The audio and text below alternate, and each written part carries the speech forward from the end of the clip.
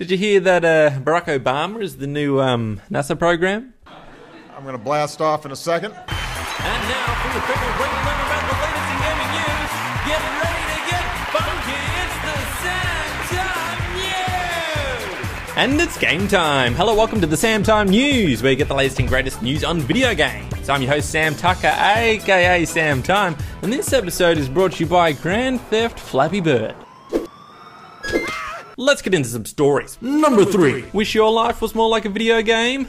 Careful what you wish for. A Houston man had to fend off his girlfriend's former lover with a Zelda Master Sword. Eugene Thompson reportedly got into an argument with his girlfriend at his house. Then the girlfriend called her estranged husband over. After the girlfriend let her ex-partner in, Thompson, the current boyfriend, retrieved the replica sword from his bedroom where the ex-husband was now approaching. With the Master Sword in his hand, Thompson shouted at the intruder, who came down the hallway and walked straight into the sword, probably not realizing it wasn't a toy and probably not fully appreciating its badassery. However, using his own Zelda tactics, the man armed himself with a flower pot, and the ensuing battle sent both parties to the hospital, one with stab wounds to the chest and leg, and the other with a flower pot related cut on his head. We don't know the exact amount of hearts were lost in this battle. Number 2. Twitch has played Pokemon.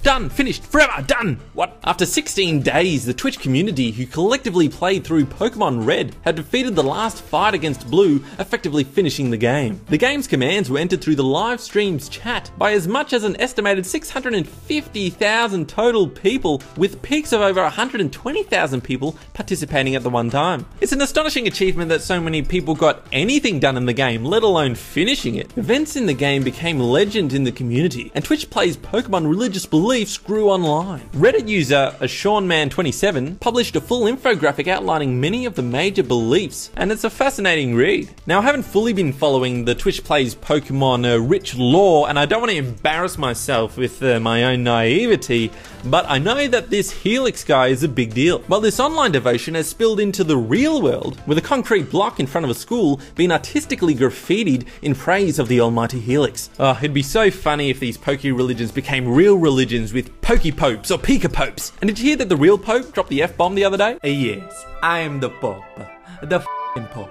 Oh shit, I said I said oh. Number 1. If you're worried about laser beam mind control that can force you to have sex with random things, you may be a fly. Scientists at the Howard Hughes Medical Institute have altered a fly's brain with heat-activated proteins that they can control with infrared lasers. When a laser, known as a fly mind-altering device, FlyMad, is shone directly on the fly's head, it causes the fly to suddenly court the closest item it can find. In their experiment, the fly started to seduce a ball of wax, even for 15 minutes after the laser was turned off. Now that's a randy fly. To really spaz out the fly, scientists want to trigger 2 contradictory actions in the fly's brain, such as walk forward and walk backwards, just to see what it does. Similar mind control experiments have been carried out on mice with fiber optics. I actually find it a bit scary that scientists can use light and lasers to make animals do something that they wouldn't normally do.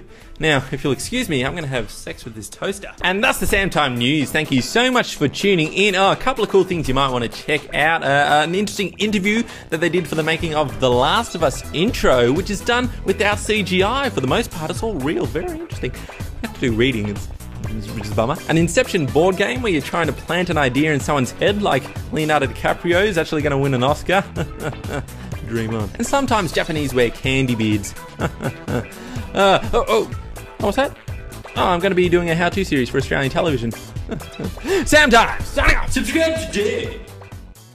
Punk it down! Japanese woman Misao Okawa was born March 5th, 1898. Okawa makes sure to have 8 hours of sleep a night and eats lots of sushi. While at 115, she is currently the oldest living person in the world, provided no one sneaks up on her, but I'm pretty sure that's not how time works.